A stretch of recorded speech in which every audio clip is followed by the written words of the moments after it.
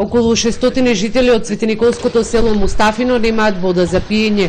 Нивните домашни бунари по поплавите се заматени, а анализите кои ги правеле во Центарот за јавно здравје покажуваат дека водата не е бактериолошки исправна. Изминатиот период со вода се снабдувале со цистерни, а некои семејства пак се принудени шишињата и тубите со вода за пиење да ги полнат во Свети Николе или Куманово. Одеме, а ги турки, идеме се код Куманово да пуниме. Нема вода, бунари. Туби шишиња земаме, донесеме за цела недела да се пие. Нашите бунари не се пијат. Многу камен, лимоно и не. Донаса у почетокот сега вода, па прекинаа тука од армијата, имаше еден камион и од Свети Николе од пожарната. И сега како се снаоѓате? Сега сите се пијат од дома, некои си купуваат продавница. Така.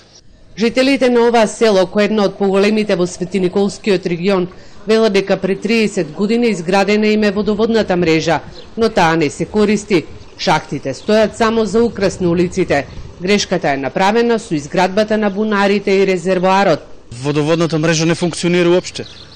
Може и да видите таму, има шахти се има, бунари има горе направено, ама тоа не функционира уопште. Па со текот на времето ќе се направи. Подобрува се, има поставено мрежа такви работи. Само още канало да се фане таму водата од кај ќе биде.